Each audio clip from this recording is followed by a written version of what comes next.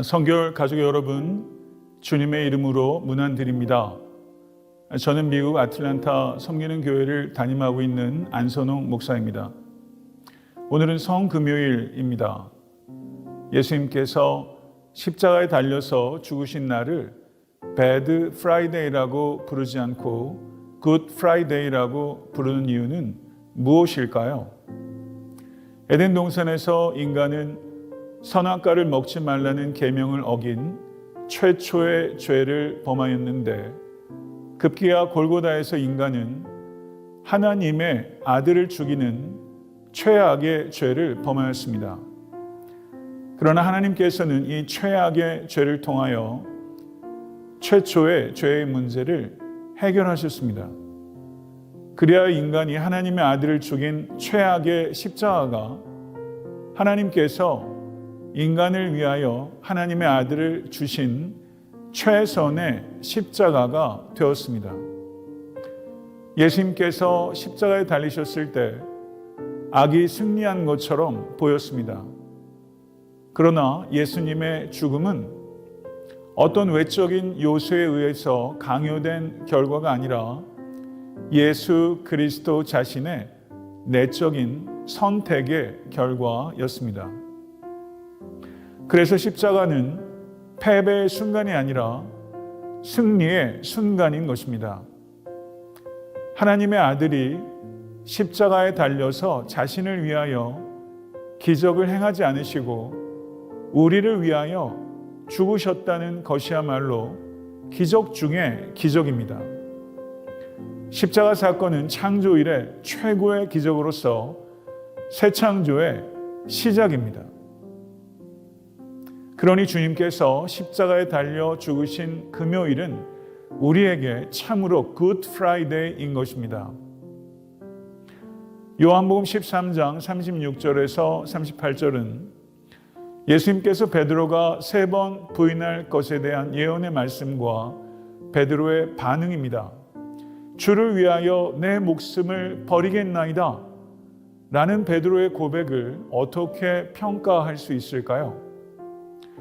베드로는 미숙한 사람이었지만 기만적인 사람은 아니었습니다.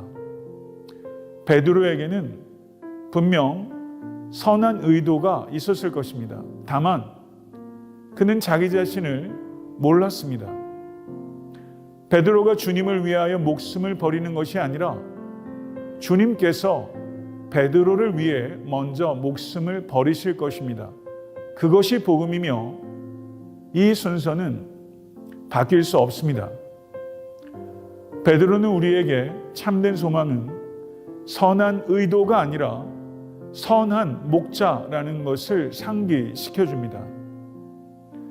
베드로는 일종의 경고이자 약속입니다. 그의 실패는 경고이며 그의 회복은 약속입니다. 베드로의 실패의 근본적인 원인은 겟세마네에서의 기도의 실패입니다. 기도 없는 맹세, 기도 없는 장담은 결국은 허망한 실패가 될 것입니다.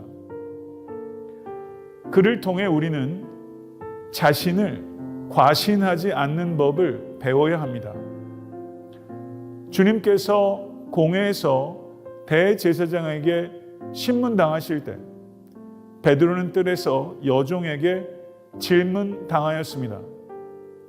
예수님께서는 어떤 것도 부인하지 않으시는 반면에 베드로는 모든 것을 부인합니다.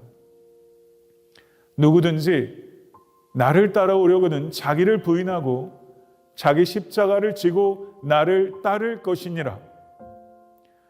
베드로는 자기를 부인하지 못하고 주님을 부인해 버렸습니다. 베드로의 부인은 유다의 배신보다 결코 가벼운 죄라고 할 수 없을 것입니다. 그러나 베드로는 회개하였으며 유다는 후회하였습니다. 베드로의 실패는 누구도 실패할 수 있다는 의미입니다. 그러나 그의 실패는 주님의 실패는 아니었습니다. 그의 끝은 주님의 끝이 아니었습니다. 내가 너희로 사람을 낚는 어부가 되게 하리라. 부활의 주님은 베드로를 처음 부르셨던 그 바닷가에서 베드로를 다시 부르셨습니다. 베드로가 3번 부인했던 모닥불 앞에서 3번 내가 나를 사랑하느냐라고 물으셨습니다. 넘어진 곳에서 주님께서 일으키시는 것입니다. 베드로는 자신의 선한 의도만 가지고서는 주님을 사랑할 수도 없고 따를 수도 없다는 것을 깨달았습니다. 베드로는 부서지는 모래였지만 굳건한 반석이 된 것입니다. 시몬에서 베드로가 되어가는 과정을 통해 우리는 하나님의 은혜가 어떻게 베드로를 변화시키셨는지를 돌아보게 됩니다. 또한 하나님의 은혜가 어떻게 우리를 변화시키실지를 내다보게 되는 것입니다. 우리도 모래에서 반석으로 변화되어 나가야 합니다. 선한 목자이신 주님을 찬양합니다. 이제 다 같이 기도하십시다.